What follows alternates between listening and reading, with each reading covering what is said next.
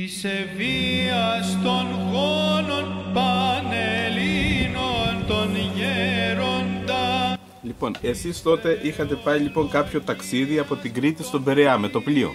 Για πέστε μας τι έγινε. Με το πλοίο μπήκα να πάω στην Αθήνα και ασφαλώς θα παίρνω από τον Πειραιά, ναι, αλλά δεν είχα πρόγραμμα.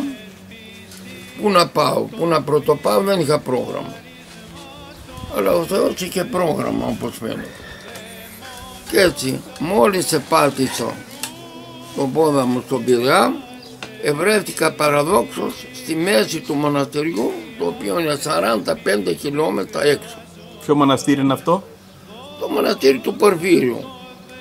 Η μεταμόρφωση του Σωτήρος, το 45 χιλιόμετρο μέσω Μαλακάσας στον Οροπό. Αυτή είναι ακριβής διεύθυνση. Εκεί λοιπόν δεν απόρρισα εγώ, μόνο φαίνονταν σαν φυσικό ότι ήμουν εκεί πέρα. Δεν είπα, μα καλά, εγώ τώρα ήμουν στον Πειραιά και εδώ είμαι εδώ, δεν είχε σχέση με μένα. Το γεγονός, όποτε τρέχει η αδερφή του, ή το δεύτερο ή τον τρίτο χρόνο της κίνησής του. Τρέχει η αδερφή του και μου λέει, Παπαγιώργη, μου σε έφερε ο Θεός, πρέπει να λειτουργήσεις το Σάββατο. Και έρχεται και μια άλλη καλόγια και με βάλουν στο ιερό και παίρνουν 2 στολές, άσπρες θα θυμούμαι καλά, και ποια μου κάνει να βάλω. Αλλά στη γνώμη, αναμεταξύ των η γνώμη δεν συμφώνησα. Και όχι μόνο δεν συμφώνησα, μόνο εθυμώσανε, μεταξύ των εμαλώσανε. Οπότε με αφήνουν στο ιερό.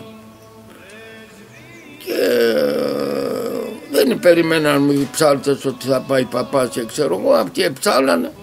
Εγώ λοιπόν όπως έστεκα έτσι, βλέπω σε μια γωνιά σωρό άμφια. Δηλαδή μπορεί να είσαι 5 κουστούμια, μπορεί 2, μπορεί 3.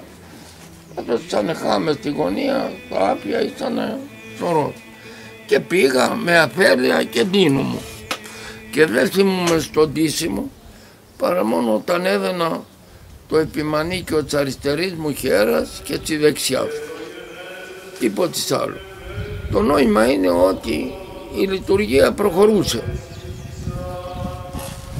Μπορούμε να σκεφτούμε ποιος έψαλε.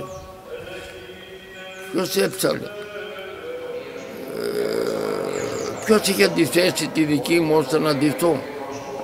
Αυτό ήταν άγνωστο. Προχώρησε η λειτουργία και ήρθε η μικρή είσοδο.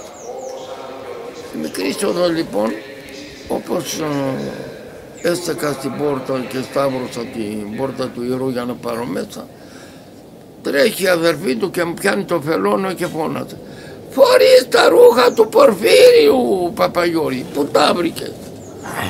Φορείς τα ρούχα του Πορφύριου, πού τα βρήκες?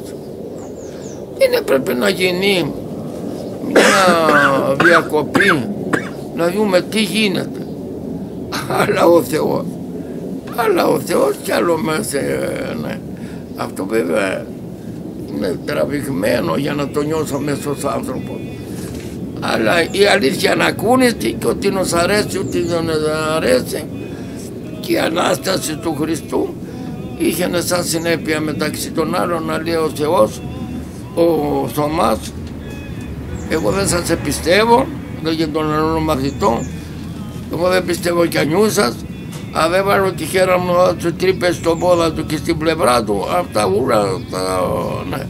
Έχουμε λοιπόν τη μαρτυρία αυτή που δεν υπάρχει πιο ακούνηστη.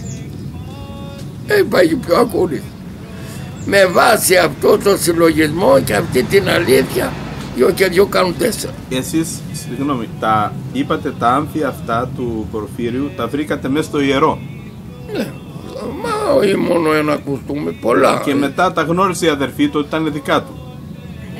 Ναι, γιατί της φάνηκε περίεργο αυτό? Ότι φορείς τα ρούχα του Πορφύριου. Ναι, γιατί της φάνηκε περίεργο? Γιατί αυτοί είχαν αλλού, δεν ήσαν στην εκκλησία. Ναι, αυτό δεν μας το είπατε, δεν το κατάλαβα. Τα είχαν αλλού λοιπόν τα άμφια του Πορφύριου. Αλλού τα είχαν και τα έχουν. Ναι, και εσείς τα βρήκατε. Αλλά δεν τελείωσαν τον αμφίο η υπόθεση εκεί. Εσείς τα βρήκατε όμως μέσα στο ιερό χωρίς να τα έχουν μεταφέρει αυτές. Ναι, δεν ακούστε την πιστοποίηση, την κάνει ρωτάω για να καταλάβουμε καλά τι έγινε. Μάλιστα.